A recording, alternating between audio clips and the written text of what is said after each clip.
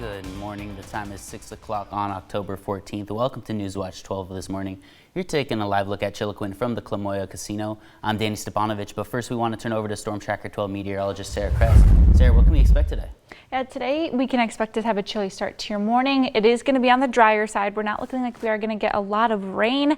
And our forecast, taking a look out at Talent from the Camelot Theater this morning, we are seeing some low cloud development. Right now, though, visibility impacts not looking too bad. Still have plenty of visibility out there, but I am tracking it really rather closely for you this morning. See if we do have any areas of fog develop. Do plan to see that if you are into your west side valleys in a few spots, but in general we can expect to see a chilly morning, a bright and mild afternoon. Those high temperatures do bump up a little bit closer to normal for this time of year, and in general we remain mainly dry with the possibility for a shower into Lake County and portions into Northern California, but not looking like it is going to amount to much or any washout we're expecting for today. But if you are into the Rogue Valley this morning, we'll see those low clouds kind of dissipate out, burn off through your morning.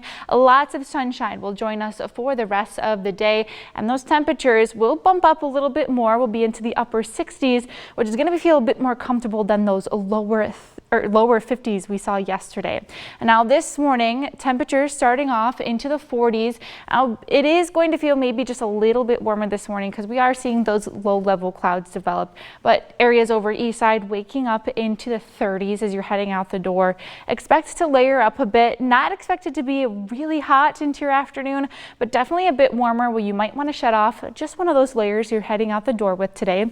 But we have 68 for Grants Pass, 67 for Medford. Along the coast, 68 for Brookings. East side will be into the upper 50s for Klamath Falls, lower 60s for Wairika. Now through the next 3 days, we are going to see temperatures kind of remain stagnant with more bright skies and staying on the dry side through your week. Now I have more details we can expect around the rest of the region and when we'll have the next chance for rain return to your forecast. Thanks, Sarah. And fire season has officially wrapped up here in Jackson and Josephine counties with the Oregon Department of Forestry lifting restrictions overnight. Newswatch 12 Samantha Kadera shows us how the season went and the numbers behind it. Fire season's different. There's a lot of factors that go into that. A huge one is the weather, though. The weather that we have in the off season, in the winter and the spring leading up to our fire season, and then the weather that we experience in the middle of it. After more than 4 months, fire season has come to an end in Jackson and Josephine counties. The Oregon Department of Forestry says the 2025 fire season ended this morning at 12:01 a.m. Now let's take a closer look into fire season by the numbers. Here, even though we did have so many lightning fires, we had 281 fires in total.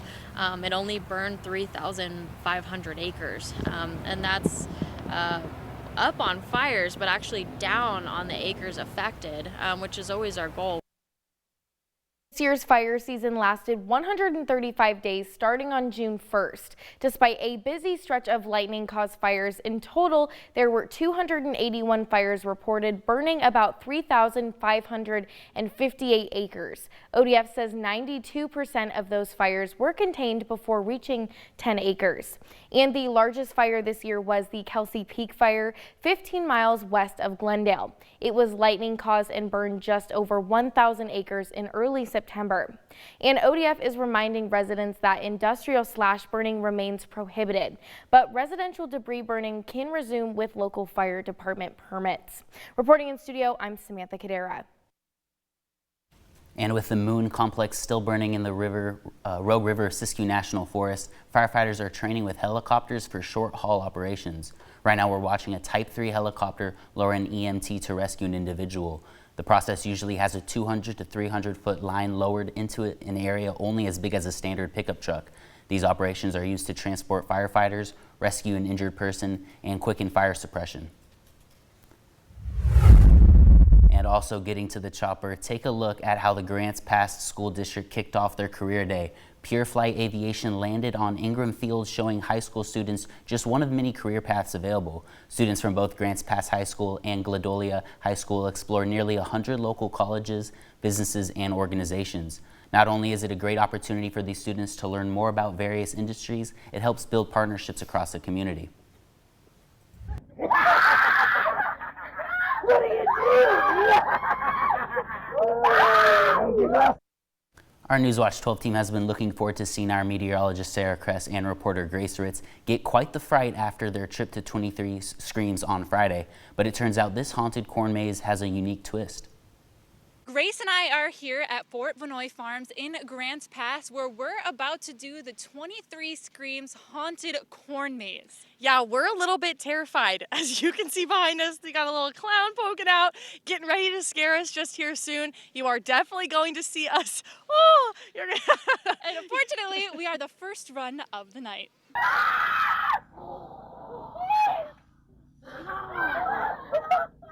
23 Screams is more than just a typical haunted corn maze. The 19-room attraction is said to be one of the scariest in Oregon, and most of the scarers are Grants Pass high school students. Students from wrestling, drama, choir, orchestra, and Boy Scouts all have the chance to work for the 23 Screams nonprofit to earn money that goes directly into their school accounts for trips, new gear, and tournaments. They basically sign up and they come out and play, work, and we pay them per shift. So the majority of the proceeds go back to the youth organizations. They learn some responsibilities that most kids don't learn at 15 years old.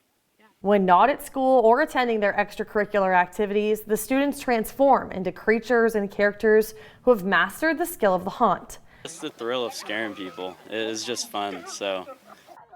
To put the kids to the test, Sarah and I got to experience the haunted corn maze all by ourselves.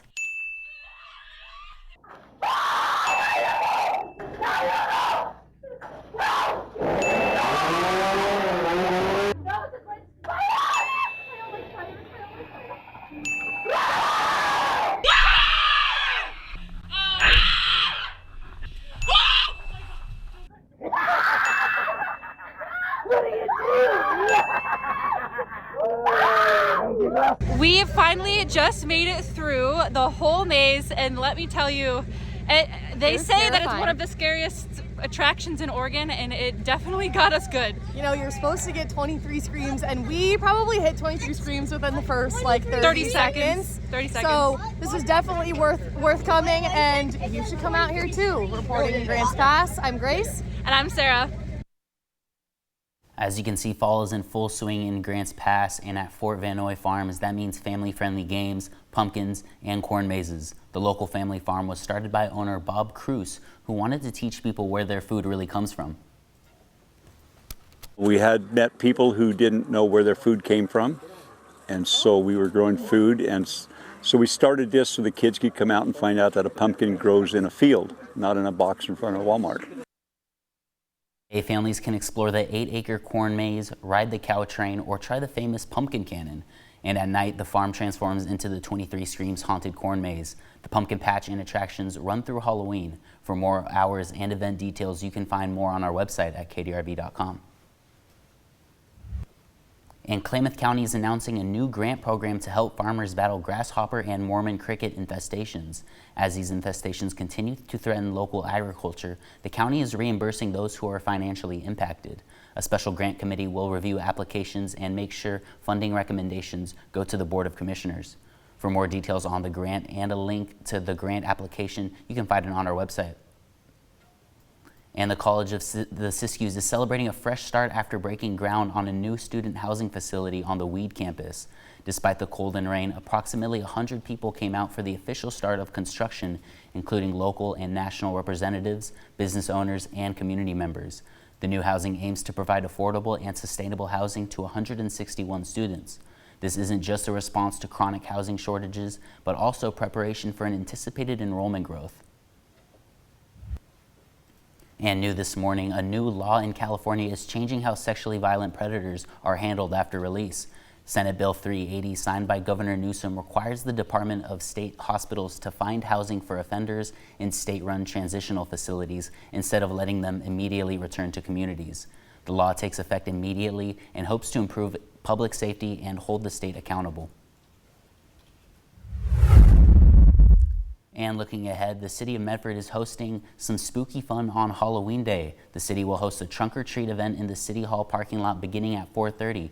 Families can stop by for candy, costumes, and some community fun. All ages are welcome and costumes are, of course, encouraged.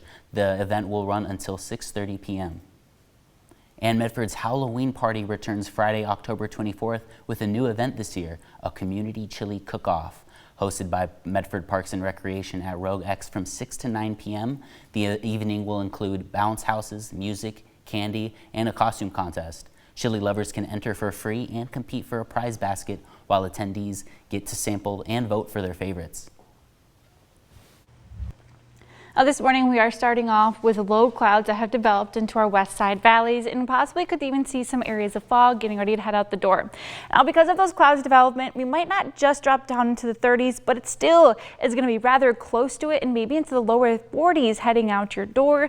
But despite that chilly start, it is going to be feeling a little bit more mild by the time you're heading home with lots of sunshine in your forecast. Now, we are expecting to stay dry through the rest of the week, but I'll have more details for you coming up in just about 7 minutes. Still ahead, major media outlets rejecting new press rules at the Pentagon.